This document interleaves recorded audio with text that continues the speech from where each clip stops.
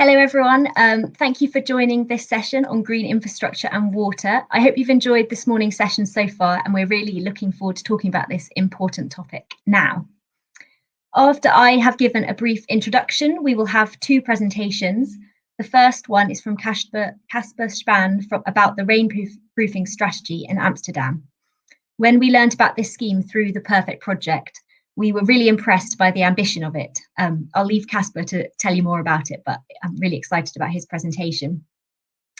We will then have a presentation from Zuzana Hudekova from Bratislava Karlova Ves Municipality, who will be talking about the green infrastructure water management scheme that they are in the process of constructing. They heard about some similar interventions in Amsterdam through the Perfect project. So I'm looking forward to hearing more about how they are getting on with this. So, as we all know, the threat of climate change is already causing a shift in weather patterns, leading to more extreme weather events and intense rainfall. In urban areas, homes and businesses are often located in floodplains along rivers, and high proportions of impermeable paving hugely increases the risk of surface water flooding. In the UK, surface water flooding threatens over 3 million properties, which is more than any other type of flood risk. And it is often poor urban areas with high density housing which are most at risk. Of course, dealing with excess water in urban areas requires a holistic and well-designed management approach, including large-scale flood defences and good planning to avoid development in the most at-risk places. But localised green infrastructure interventions can play a big role in managing the storage and infiltration rates of water. This may be through renaturalising stretches of river and reinstalling the floodplain, so that if a river floods, the water is stored on the floodplain rather than damaging homes and businesses. Through the Perfect project, we have seen several examples of this type of intervention. For example, in Ljubljana, which is in the photos, and also in Ferrara, where a green corridor is being created along the river, providing access to natural and recreational space for residents, improving the environment and providing floodwater storage. It may also be creating green areas where water can infiltrate into the ground, and sustainable drainage systems like the one in this photo to store water and release in a controlled way. Again, such schemes can provide amenity space for local residents, improve biodiversity levels, and significantly reduce the risk of surface water flooding. This picture is from Freiburg, where there is a drainage pond there, and then right just behind where the photographer is standing, there's a children's playground, and it's a really lovely green space surrounded by housing. So I'm now going to hand over to Kasper, who is going to talk about Amsterdam's rainproofing strategy. Kasper is a consultant on the whole water cycle in urban development and transition for the Public Water Authority, WaterNet, and he focuses on climate adaptation, innovation, water awareness, and dialogue with all stakeholders. If you have any questions for our speakers, please pop them in the chat of this stage, which you'll see on the right-hand side of your screen, and we will answer as many questions as we can at the end. So I'm going to stop sharing my screen, and then Kasper, hopefully you will be able to start sharing yours. And we'll hand over to you. Thank you. Thank you for the introduction. Look at the screen, and there it is. Yeah, all good. And then I can tell you more about our Amsterdam Rainproof program, where we are very proud of because it uses a very innovative kind of governance I will talk about. I'm a consultant, climate adaptation and urban development at WaterNet, and WaterNet is the water cycle organization, public water cycle organization for the city of Amsterdam and the Regional Water Authority. And with all the water tasks in one organization, we can provide a high quality, low cost water environment for the population. When we learned from the Copenhagen cloudburst event in 2011, that was, and they told us in 2012 and 13 that everybody should be more aware of the threat of climate change, we wanted to act, but act not in a traditional way, but on a more innovative way, because we thought that a new approach was required for such a big task.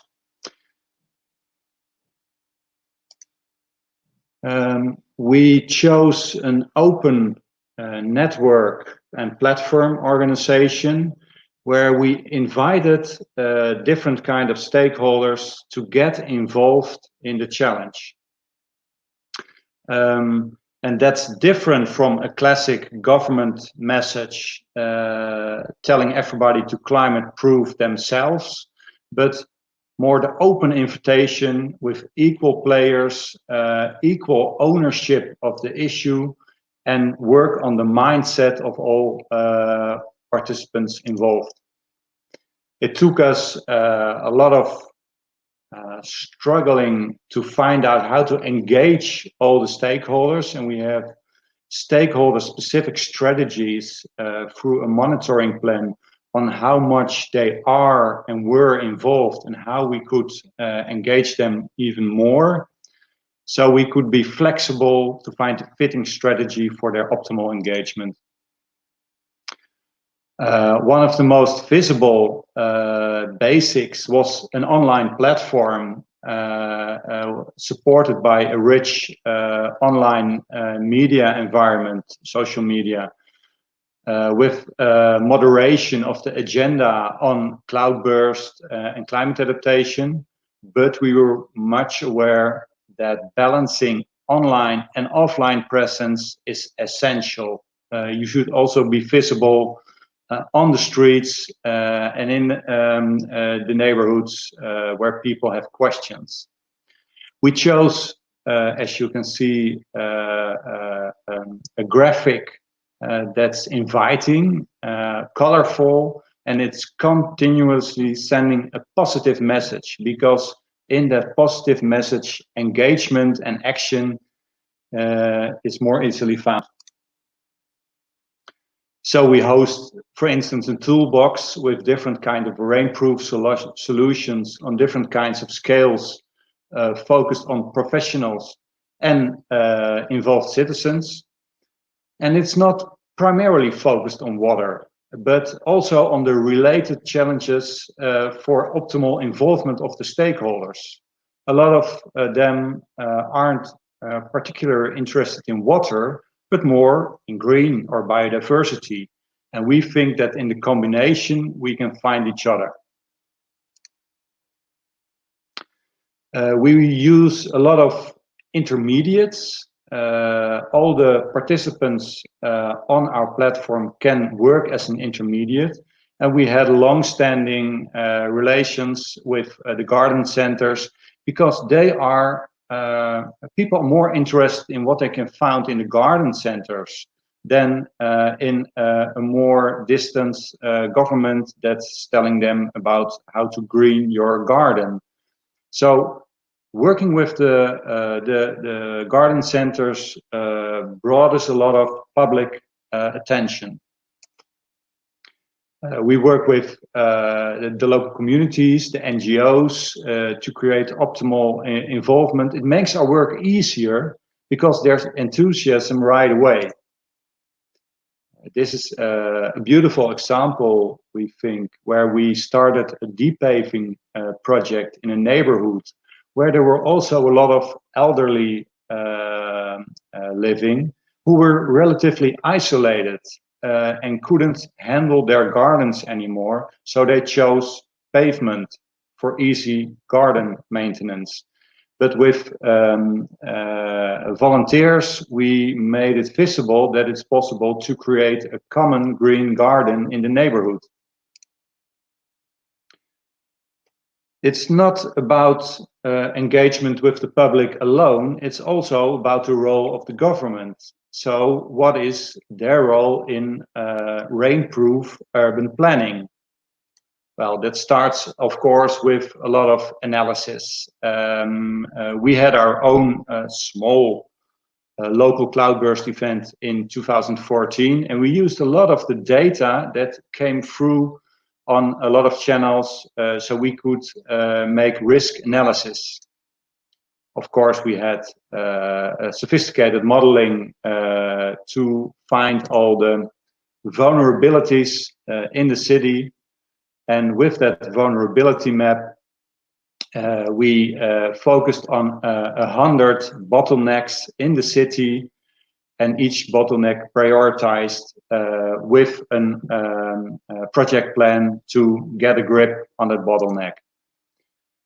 We also found out that talking about problems isn't helping you very much. Talk about the solutions. And here we borrowed, of course, the cloudburst plan of Copenhagen. And we start bringing together urban designers, water experts, and engineers to find the right combination. Oops, that's too fast. Of blue-green solutions and gray solutions, where I will show a few examples of. For instance, the technical wadi, as we call it, a depressed green element in a hardened surface alongside new buildings that has an enormous capacity, and that leads to even a neutral, water neutral neighborhood, where under extreme precipitation conditions, no sewage is discharged towards the surface water. This was a classic paved square in front of a swimming pool, where we added a play element with, of course, pebbles, lowered pavement, so there could be play and joy for children as well. Another element, but in the distance you see our headquarters, because halfway the program we had to bring the challenge home, because we were making more progress externally than we did internally.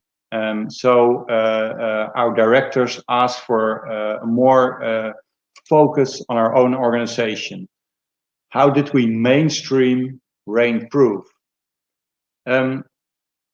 One of the main elements, of course, is create enthusiasm within the organization and with your colleagues to make it fun to work on this project.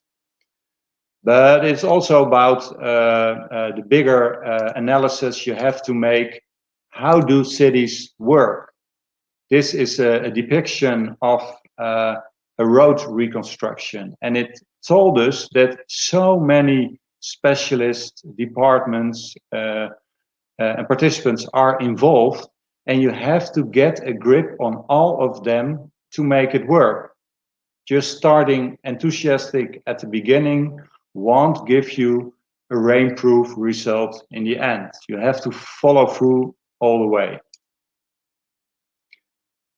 In the new developments of Amsterdam, there's of course an enormous opportunity to realize them more climate proof, but that book wasn't written yet, so we wrote a new policy plan on how to create new developments with a climate proof ambition and work on the rainproof urban environment with, well, a lot of nice graphics to get all the urban planners involved. A nice example is one of the aisles from Eiburg, where we worked on a maximal rainproof urban planning, involvement of private partners, public partners. A very beautiful example that's being built right now. In older neighborhoods, the challenge is sometimes bigger, but also doable. Here we see the reconstruction of a classic wadi that worked out like this. Very beautiful, more colorful than a classic green grass pitch. And it also learned us, the last summers we had enormous droughts in the Netherlands, that this type of green is enormously drought tolerant, more than conventional green. So one of the messages we're continuously sending out, if you want high-grade green infrastructure, work on your water availability. Without water, there's no high quality of green. And now one of my favorite focuses, the roof landscape, because we know that in a lot of cities, the roof landscape is a very barren element in the city. That brings a lot of opportunity to create green infrastructure, blue-green infrastructure, and even more.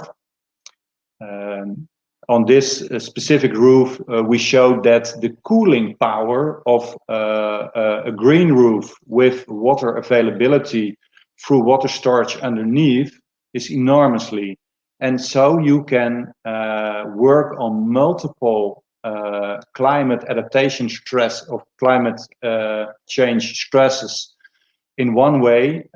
With the blue-green roofs, we can battle heat, we can battle drought, and we can battle extreme precipitation. The squares are a depiction of a model where we work on the multifunctional roof system with social functions, energy functions, green and blue functions in one. And this is, well, the project we're working on right now, Resilio, a 6 million euro project financed through the UIA in Europe, where we work on the scaling up of blue-green roofs, especially on social housing, existing social housing. The remarkable element we introduce here is the smart valve on the blue-green roof system that brings us the micro water management capability. So we are creating a sponge city that can be micro managed. Like a sponge, we can squeeze the way we want to keep the city dry and wet in the same time. If you want to know more about the Resilio project, visit our site or the Amsterdam International Water Week, where we still seek partners in our dissemination towards Europe, and you can join our Amsterdam agreement. Please feel free to contact us there. And some last fun projects, because we always focus on the fun, is the smart rain barrel, a very beautifully designed object where there's a lot of wonder going on. What is it? What does it do? We developed it through an action discussion project where it functions as a kind of village pump, where people come together and discuss the value of water. Who's controlling the valves? Whose water is it? What are we going to do with it? And now we have a mobile smart rain barrel that we move from neighborhood to neighborhood and from city to city. The Roof Festival, it's called the highest festival of Amsterdam. That's not what you think it is, but it's a celebration of our rich roof landscape, where we celebrate the roof as an element of our social plan. Another initiative was the creation of rain beer. Rain beer that was created from rainwater and that helps us celebrate and make it more fun. We anticipated that development with a rain bar, where there's only happy hour when it rains. But I promise you, it rains inside. And these are the last messages I would like to share about lessons learned and new developments. We really created a new language in Amsterdam. Let's make it rainproof, or we're going to do it rainproof, and everybody nods and understands the challenge. The governance model we introduced got critical acclaim from academia. They did research on our model and also a Rotterdam model on the so-called boundary object model we used. And our model is transferable. We always worked on the transferability, and neighboring cities like Amstelveen and Amersfoort already have adopted towards the Rainproof philosophy with the website, the communication, the infographics, and the community management that's central to it.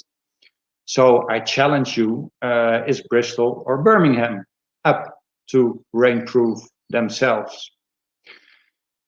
And last year, Amsterdam came up with their holistic climate adaptation strategy. So now we are broadening the scope of the Rainproof program with also the heat stress, drought, and flood protection that should be integral to a climate adaptive city. Thank you very much, and do what you do, but do it rainproof. More information, also in English, is available on the Rainproof website. So Jessie, back to you. Brilliant. Thank you so much, Kasper. That was really interesting, and also interesting to hear how you're expanding it further. So I'm sure there'll be lots of questions for you. We will hear Zuzana's presentation and then we'll come back to questions. So if anyone does have any, please do put them in the Q&A. So Zuzana, I'm very pleased to introduce Zuzana, who is an expert in the Regional Ecological Centre at Bratislava Karlova Ves Municipality. Zuzana has a master's study of landscape architecture as well as a PhD in urban planning and architecture in the Institute of Urban Planning. She has more than 20 years experience implementing projects in the environmental field, sustainable development and spatial planning. And Zuzana is going to talk about sustainable rainwater solutions that they're currently introducing in Bratislava. So I'm going to try and share your slides, and then just let me know when you want to move on to the next one. And over to you. Okay, thank you very much, Jessie, for the short presentation. And thank you very much, Kasper, for your presentation, because especially the positive example from Amsterdam served us for our pilot action and also for other activities we are doing here in Bratislava. And I would be happy to present it during my presentation. Please, next.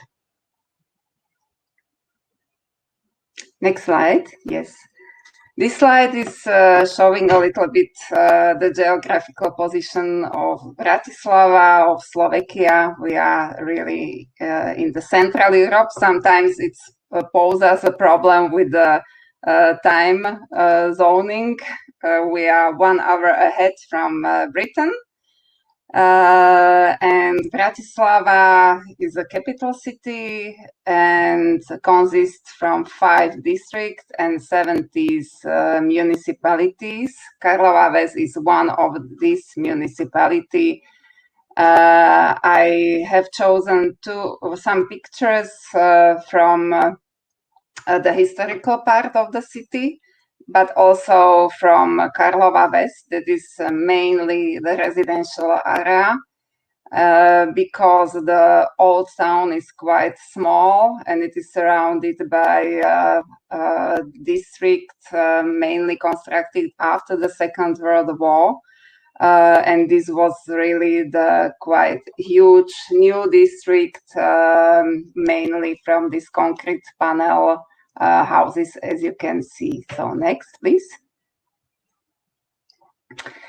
As we heard during the previous presentation, especially Hugh Ellis mentioned this big challenge or threat of climate change. This really is the challenge of everyone. Bratislava is not the exception. And even we have different scenarios based on the possible CO2 or greenhouse gases emissions reduction. But the challenge or the threats remains the same. And this is what we identified in Bratislava. In one hand, we are facing drought and heavy rains, and also summer heat waves.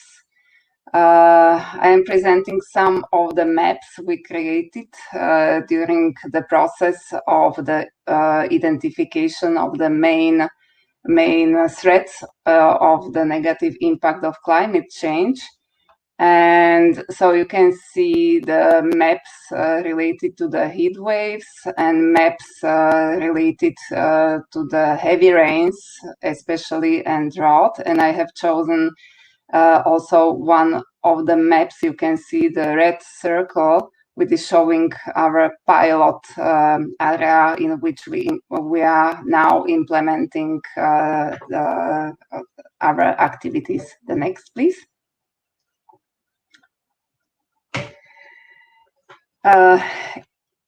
Already also in the previous presentation, it was stressed the multifunctionality of the green infrastructure.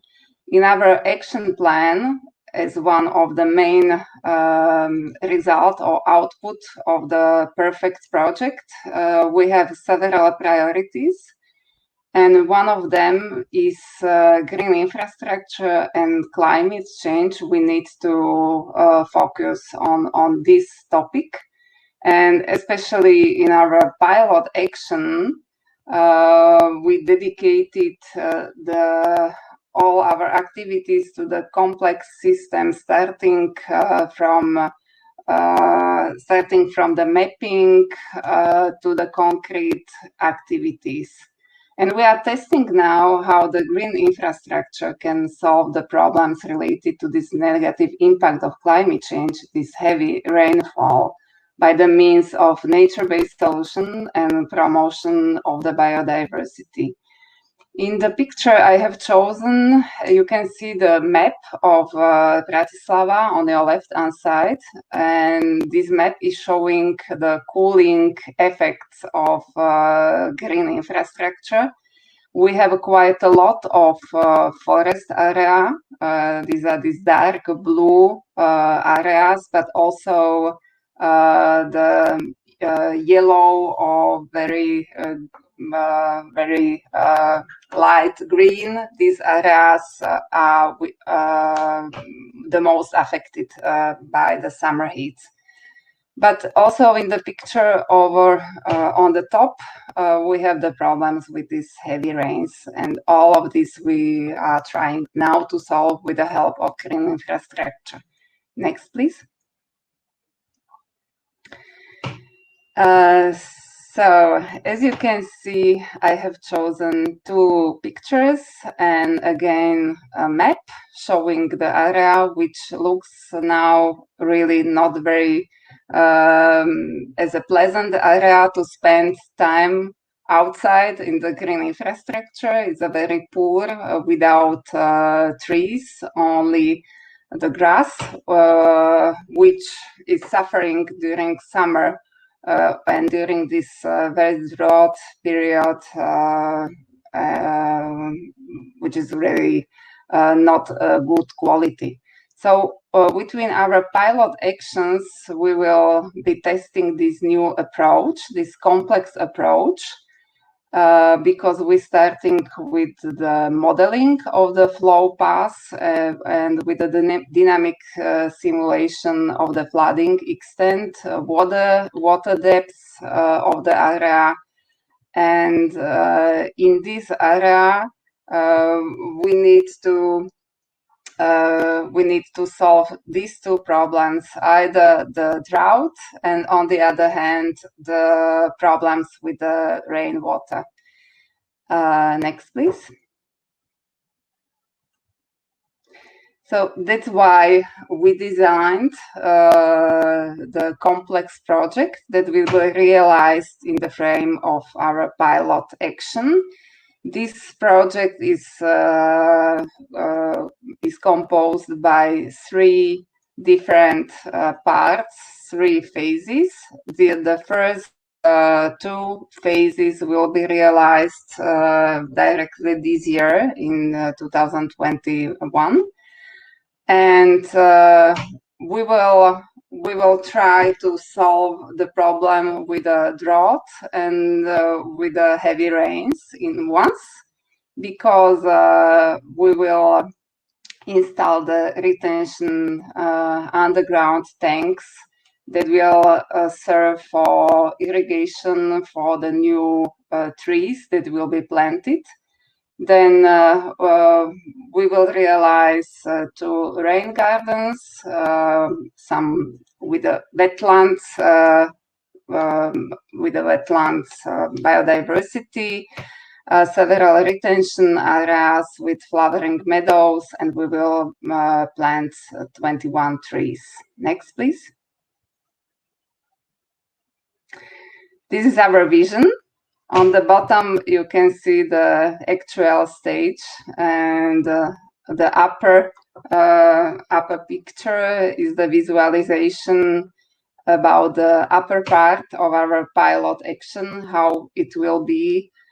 In the front, you can see directly this rain garden, then new trees planted, and some people, they are enjoying already this nice environment. Next, please.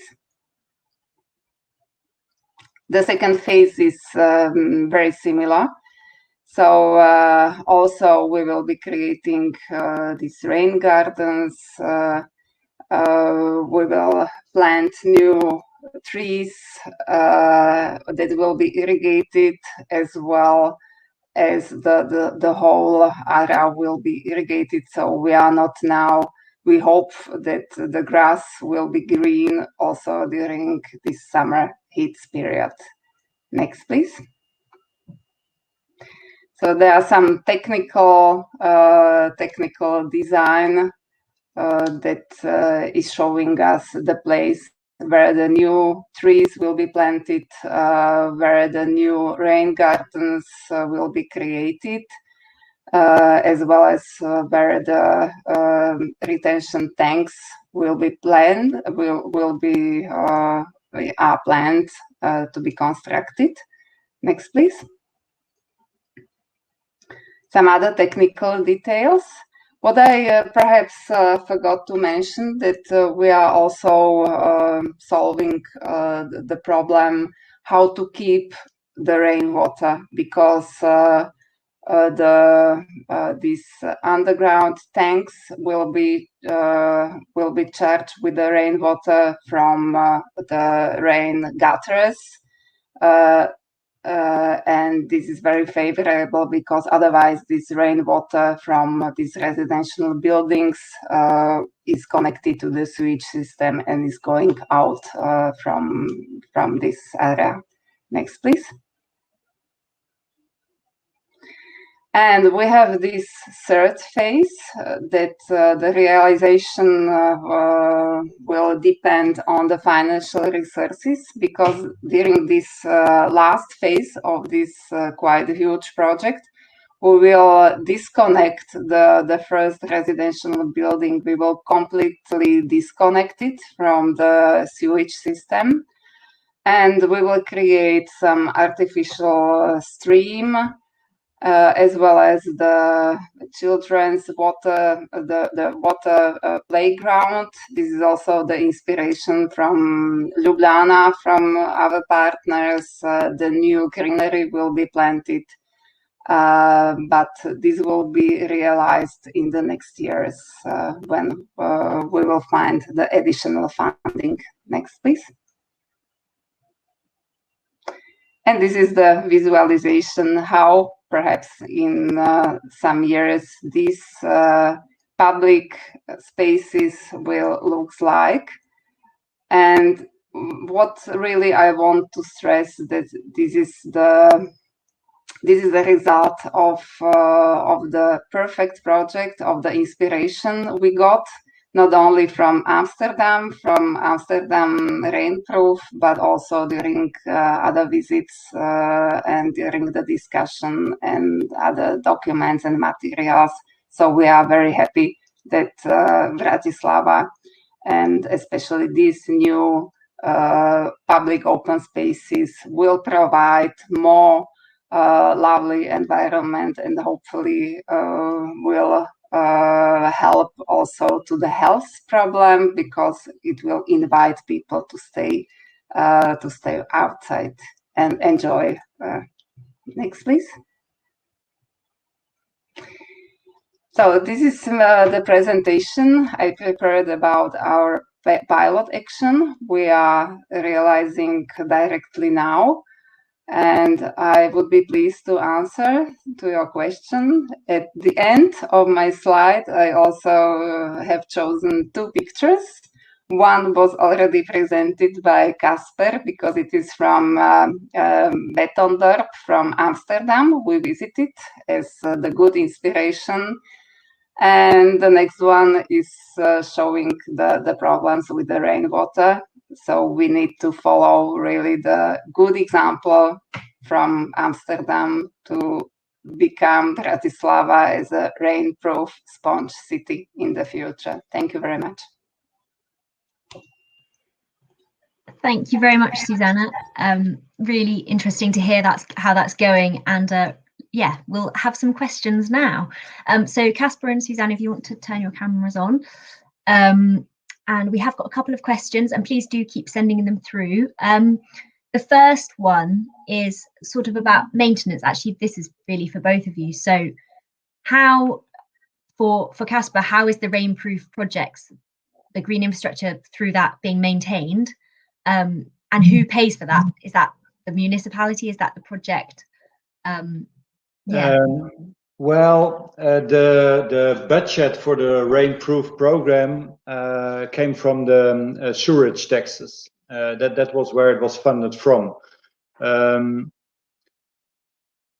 We don't have a lot of available funds for investing in new infrastructure or greenification.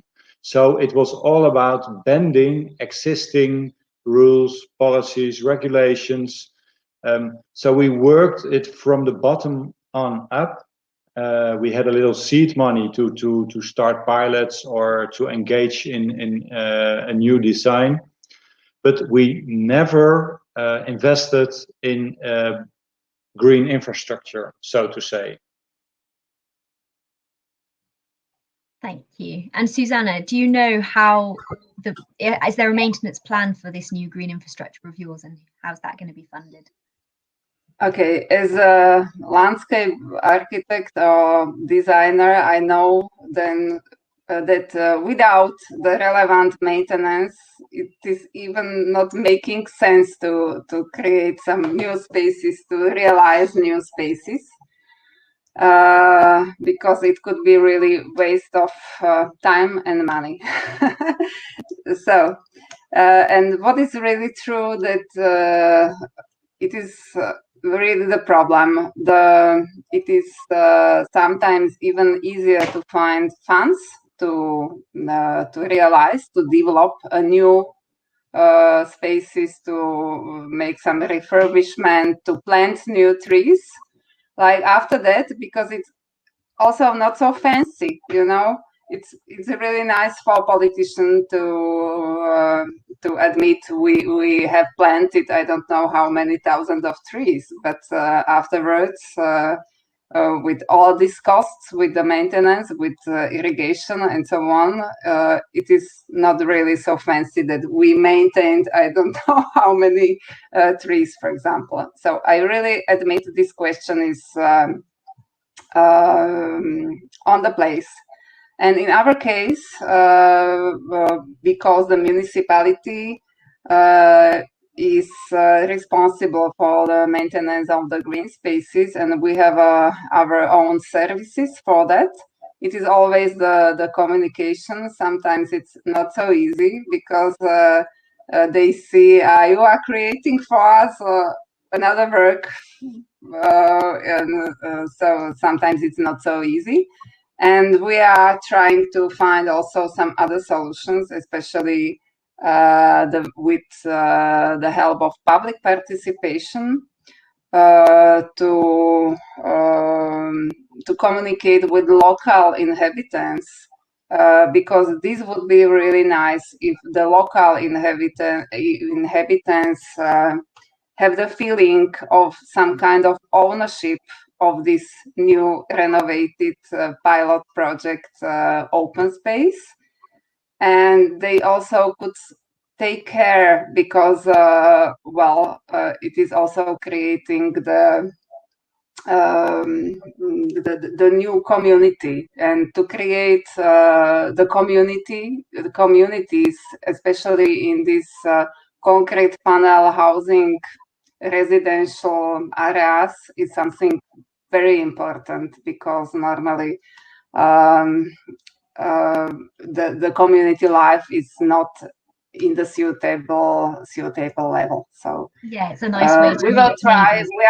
We are also in contact with the local inhabitants and with some groups of the very active local inhabitants.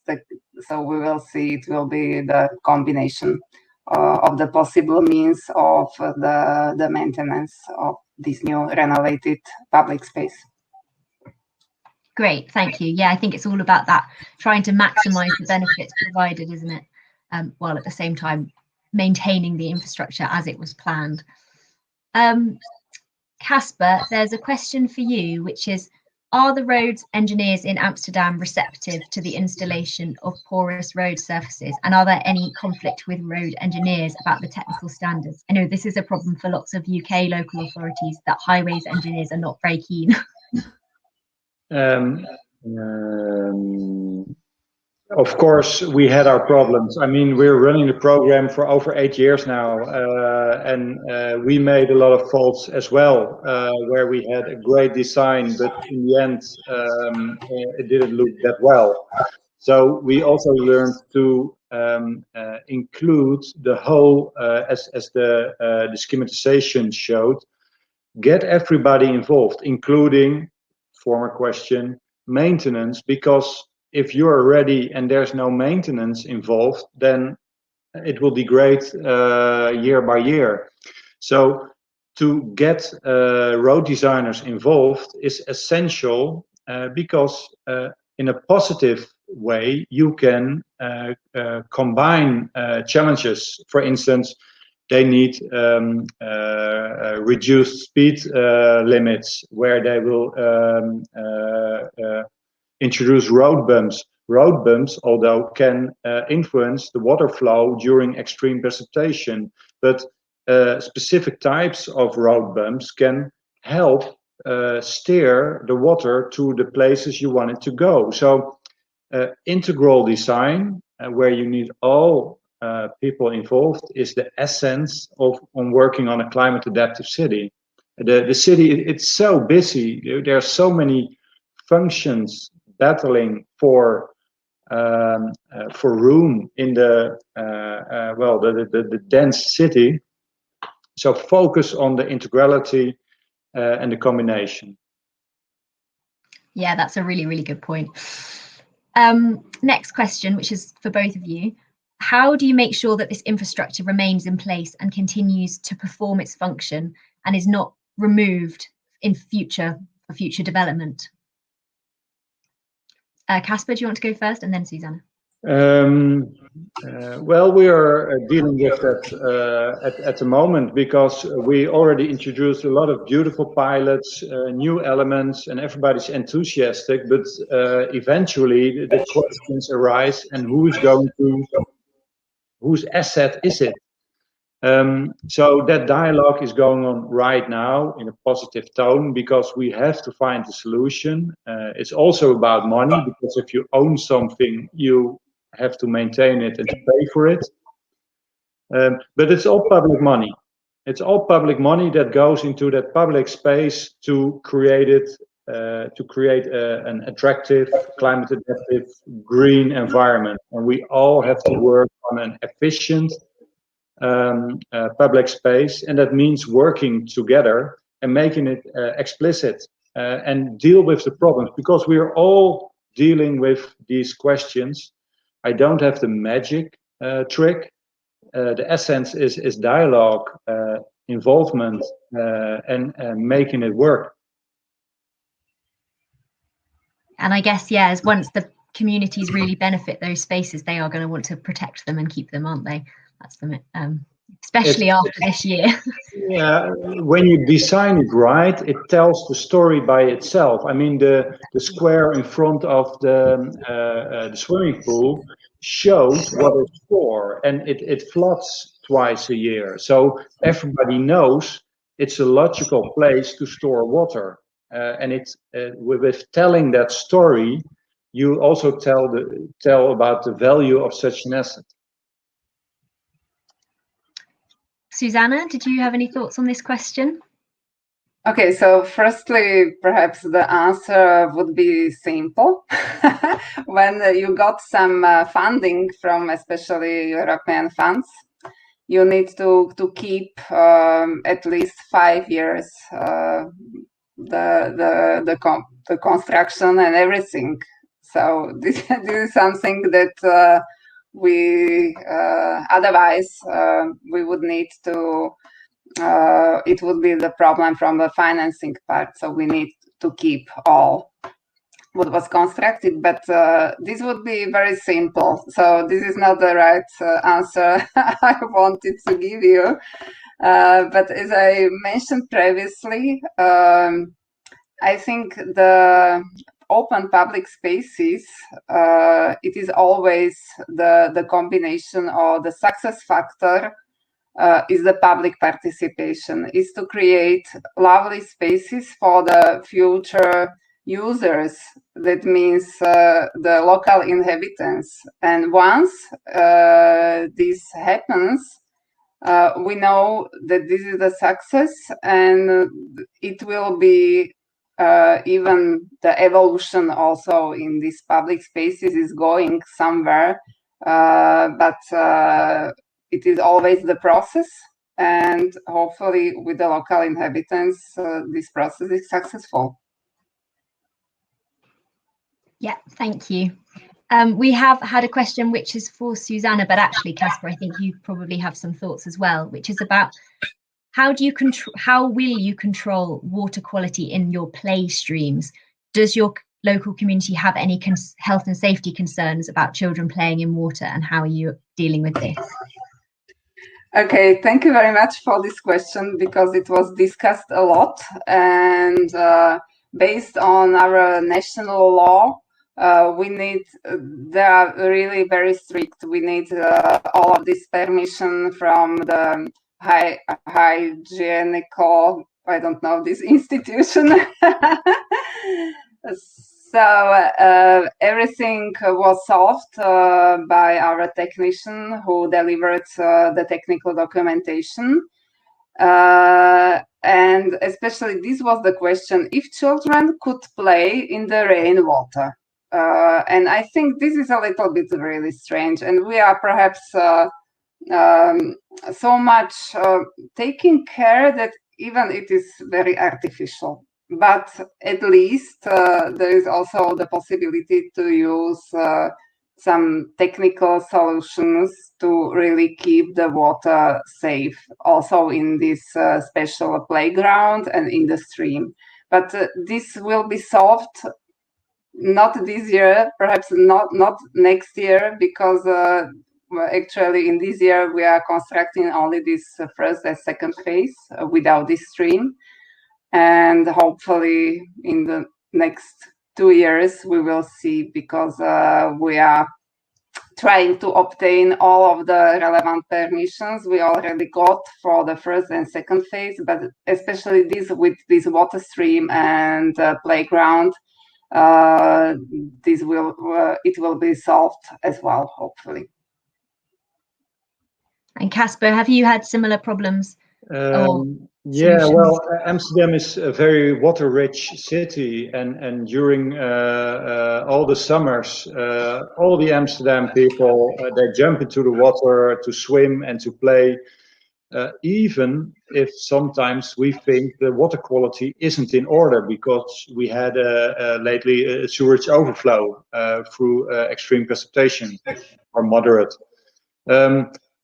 as a water authority, we are a bit ambiguous in that sense, because we love that people enjoy water and use it in any way they like.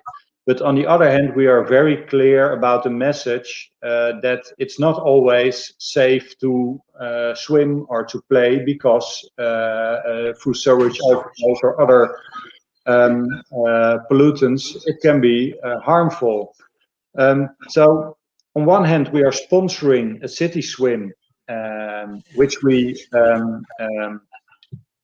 stopped sometimes because the water quality wasn't good, but that works as a signal. On the other hand, there's also, you can't get a full grip on it. People will do what they want. They will play in the streets. So it's about also a public responsibility that you make sure that the water quality is on a certain level, and that there is, for instance, that is a new model we're working on in a smart city concept. We use like a kind of traffic light model that through an interface on your mobile tells you the water quality. And if it signals red, then it says it's on your own risk. We tell you not to swim, but if you jump in, well, we did inform you.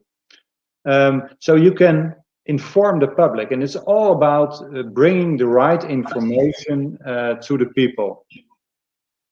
And maybe I should talk with Imke on this subject more, because it's also about public health, of course. Yes, exactly.